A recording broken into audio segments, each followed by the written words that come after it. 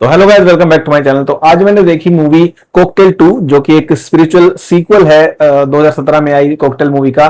और इस spiritual sequel इसलिए है क्योंकि वो जो मूवी थी उसके गाने बहुत बढ़िया थे। मूवी तो वो भी ठीक ठाक ही थी, गाने उसके आज तक चलते हैं और इसीलिए इन्होंने गानों की रीमेक बनाने थे तो इन्होंने फिल्म भी बना दी एक, जो भी जैसी इनको स्टोरी मिली वैसी। और इस मूवी में भी गाने ही हैं, हर 5-10 मिनट में गाने आ रहे हैं। तो इसकी मेन लीड में आपको देखने को मिल जाएंगे शाहिद कपूर, कृति सेनन और रश्मिका मंदाना। मूवी के बारे में बात करूं तो सबसे पहले मैं स्टोरी के बारे में बात करूंगा, क्योंकि स्टोरी जो है मूवी की थोड़ी सी टिपिकल है, जहां पर शाहिद कपूर और रश्मिका मंदाना दोनों एक 16 साल के रिलेशन में रहते हैं और काफी साल से वो लिविंग रिलेशनशिप में रह रहे होते हैं। इसी रिलेशनशिप के दौरान शादी का सोचते भी नहीं है, और जब भी ऐसी शादी की बात आती है तो वो अपने पैसे जो बचाए थे शादी ना करने पे, उनको लेकर वो घूमने निकल जाते हैं सिसिली। जो कि आजकल हर बॉलीवुड मूवी में होता ही है कि मूवी इंडिया में शुरू होती है, मुंबई या एनसीआर दिल्ली में शुरू होती है, और वो सेकंड हाफ के बाद वो फॉरेन में चली ही जाती है, क्योंकि उनको वैकेशन भी जाना होता है। और हम जैसे लोग ऐसी ऐसी फॉरेन कंट्रीज में जाएंगे तो व्लॉग बनाएंगे, और यहाँ पर ये लोग जाकर व्लॉग में थोड़ी सी फिल्म भी ऐड कर देते हैं और अपना वैकेशन का वैकेशन बन जाता है और फिल्म भी बन जाती है जैसी तैसी।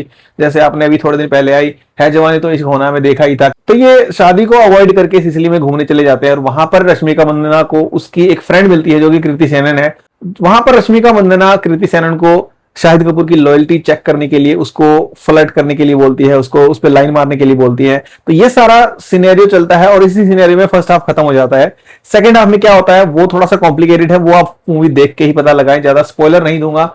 तो ये एक बेसिक मैंने आपको स्टोरी बता दी है। उसके बाद मैं बात करता हूँ गानों की। गाने हर 5-7-10 मिनट में गाने ही आ जाते हैं, और मैंने मूवी देखी, गाने जब आए तो मैंने एंजॉय किया क्योंकि अच्छा म्यूजिक चलता था। मुझे म्यूजिक बहुत पसंद है, तो म्यूजिक जब वो आपको थिएटर में सुनाई देता है, आप अच्छी सीट पकड़ रखी है तो आपको जो वो डोल्बी साउंड रहता है वो बहुत बढ़िया लगता है।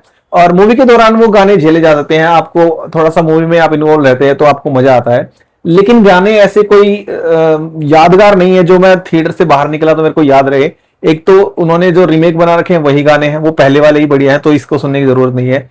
एक वो माशूका गाना है जो कृति सेनन जब भी आती है तो माशूका बजता है, इसलिए वो याद रह गया। अदरवाइज बहुत सारे गाने आते हैं, सुनने में थोड़े से मेरे को ठीक ठाक लगे, लेकिन याद मेरे को कुछ नहीं रहा उनमें से।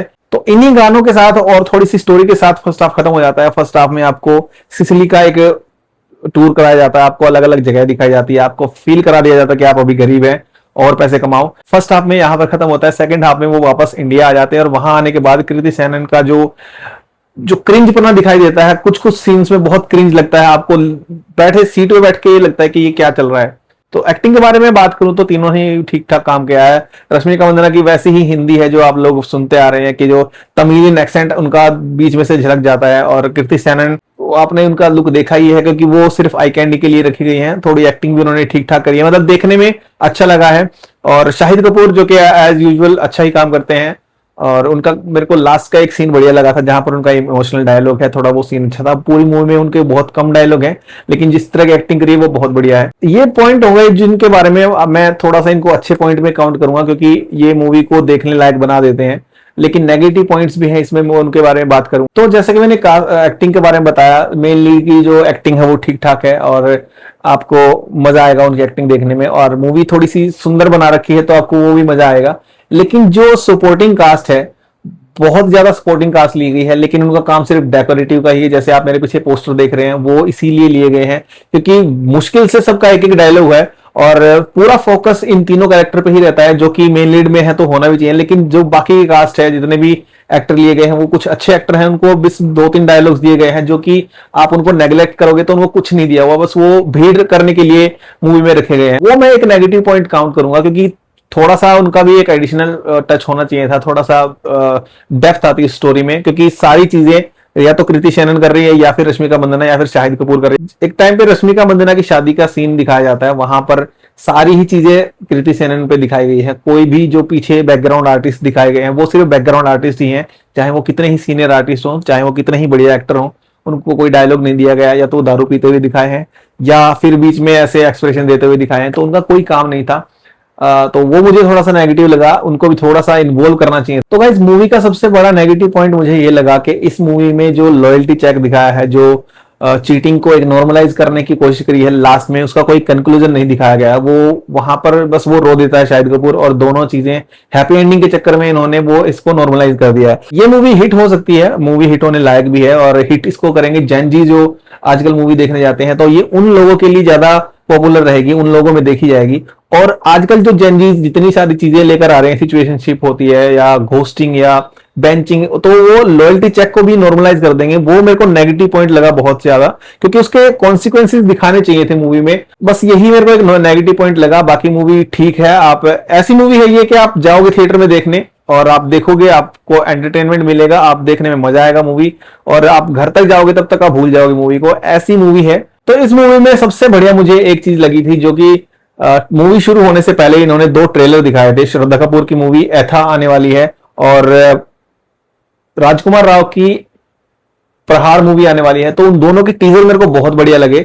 और जैसे कि मैडॉक्स फिल्म का आपको पता ही है कि श्रद्धा, कृति सेनन और रश्मिका मंदाना के साथ कुछ ऑब्सेशन है, वो हर दूसरी तीसरी में मूवी में दिख जाती हैं। और अभी इनकी चौथी जो एक्ट्रेस आने वाली है वो वामिका गब्बी है, जो कि प्रहार में देखने को मिलेगी। तो दोनों के टीजर मेरे को बहुत बढ़िया लगे थे, और मैडॉक फिल्म्स ने इस मूवी में दिखा दिया कि उनका धर्माफिकेशन होने वाला है धीरे धीरे, क्योंकि जैसे वो ग्राउंड लेवल की स्टोरी उठाते थे स्त्री या मुंजा में, अब वो थोड़ा सा हाई लेवल चले गए हैं। ये यहाँ पर जो लव स्टोरी दिखाई गई है इस मूवी में, वो थोड़ी सी मॉडर्न है, या तो मुझे उस तरह की लव स्टोरी पसंद नहीं है, या फिर मेरी सोच से वो ज्यादा ही ऊपर जा चुकी है, क्योंकि मॉडर्नाइज बहुत कर दिया गया है। वैसे ही अमीरों वाला इसमें चौधरी दिखाए गए हैं, और गुड़गांव जब ये दिखाते हैं, दिल्ली एनसीआर में गुड़गांव दिखाते हैं, तो ये सिर्फ और सिर्फ साइबर सिटी ही दिखाते हैं इनको, गुड़गांव में इसके अलावा कुछ पता ही नहीं है। तो सारी सीन्स जो है वो गुड़गांव एनसीआर में साइबर सिटी के आसपास लिए गए हैं। ओवरऑल एक ये एंटरटेनमेंट मूवी है, आप वन टाइम वॉच कर सकते हो। मुझे एक बात समझ में नहीं आई कि सेंसर बोर्ड ने इस मूवी को क्या देखकर ए सर्टिफिकेट दिया है, जिसको ये अडल्ट मूवी बनाती है। ये वैसी ही बॉलीवुड मूवी है जैसी पहले आती थी, इसमें कुछ ऐसा 18+ नहीं है, कुछ वल्गर नहीं है। जैसे कि साउथ मूवीज निकल जाती हैं सेंसर बोर्ड से, वहां पर तो फीमेल लीड को बहुत ज्यादा ऑब्जेक्टिफाई करके उनके प्रॉपर शॉट्स लगाए जाते हैं, और यहाँ तो ऐसा कुछ नहीं था। बाकी सेंसर बोर्ड के बारे में बात करने का कोई सेंस है नहीं, उनको पता नहीं वो किस हिसाब से वहां पर बैठे हुए हैं। तो आप लोग कमेंट करके बताएं आप लोगों की क्या राय है इस मूवी के बारे में। मैंने अपना ओपिनियन दे दिया है, आप लोगों ने अगर देख ली है तो कमेंट करके बताएं, और अगर आपको ये वीडियो अच्छी लगी तो भी कमेंट करके बताएं। आज की वीडियो में इतना ही, हम मिलते हैं अगली वीडियो में। Bye guys.